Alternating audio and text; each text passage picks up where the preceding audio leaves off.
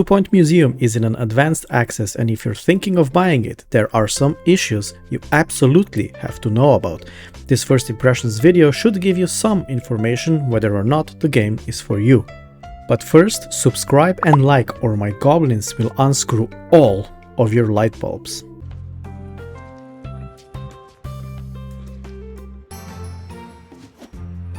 Two Point is known for their great take on Theme Hospital, and while Two Point Hospital was a great game, this time we're thrown into a museum. The question on everyone's mind is, how do you make that entertaining enough for people to play? Well, after playing for quite some hours now, I can tell you, it's actually pretty easy. While you don't have the patience to take care of, there is a lot to do in a museum, especially if you want it to make sweet profit. The core mechanics here are expeditions, decoration, and knowledge. Let's start with expeditions. This mechanic allows you to get new exhibits as well as unlock new regions. You'll need that to make your museum more exciting and enticing for people. At first, you'll only need one expert to go, but later on the expeditions require a crack team of janitors and assistants too, to go on dangerous quest to retrieve a new, old, shiny prehistoric or other exhibit for people to enjoy. I say dangerous because there are hazards. If the expedition is supernatural, they can get cursed and possessed by a spirit. Otherwise, there's dangers such as stepping in tar, getting bit by a snake, and so on. There is a way to counter that though. Your people can educate themselves in various fields, which counter the expedition hazards. Those are very nicely shown before you go on one, so you can prepare. You can also craft an expedition artifacts which counter specific hazards, but that one slot is better used elsewhere, for example to give your staff more XP, which means faster unlock of the second slot of learning for them. Second, decorations. Those are needed so your guests are impressed, which will make them donate to your museum. You generate buzz, and more buzz means more money for your museum, which is generated mostly through donation and sales. While you do have a monthly grant, it slowly dwarfs in comparison to donations and other ways of making money. I have to say, running a museum can be quite hectic. Decoration level goes up to 5 and you should strive to that level. Each exhibit has their own rating, but one decoration can cover more than one exhibit, so it's pretty easy to attain the desired rating. Last but certainly not least is the knowledge. The museum goers want to learn, and at first the knowledge ratings will be just 1 for an exhibit. Later on, you'll gain the ability to study them, which raises their knowledge level. Do that with duplicates though, so you don't lose your precious dino bones to the analyzer. Of course, the game would be pretty boring if it had just one museum for you to run. No, you can have more, each with a different theme.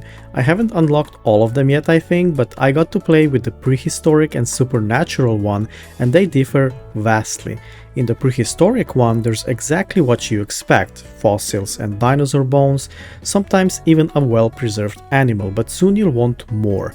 And you will run 2 or more museums. Supernatural one offers haunted relics and ghosts. A plethora of ghosts can be paraded in front of your guests. But beware, you have to decorate the room to the ghost's liking, otherwise they'll break out, wreak havoc and leave forever, and even Dean and Sam cannot help you there.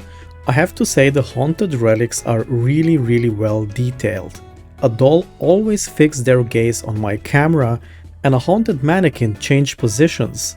The usually quirky nature of Two Point games returns again, and you'll be delighted to know that they managed to capture the spirit of previous games here too.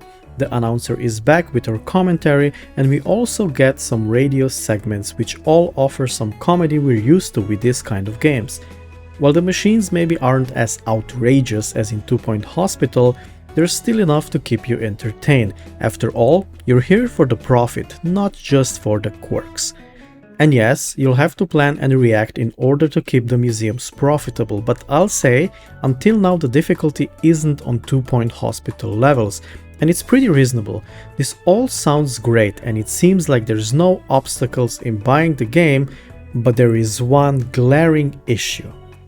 One which might make you not want to buy the game. I'm speaking of course about the Denuvo DRM, which is a point of contention for many buyers, and with a good reason. I'm not sure why Sega, the publisher, decided to go this way, but sadly, here we are.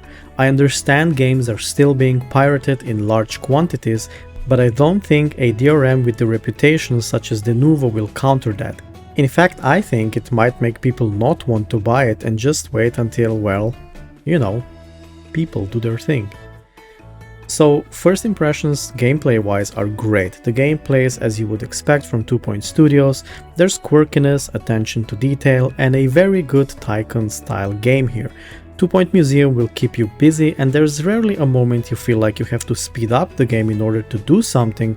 In fact, sometimes maybe you'll want to slow down to check if everything you're doing is in order. The game, at least in the early stages, does live up to 2 Point Studios' reputation, and I'm looking forward to playing more and giving you a review after I finish everything the game has to offer. Should be pretty soon, so stay tuned.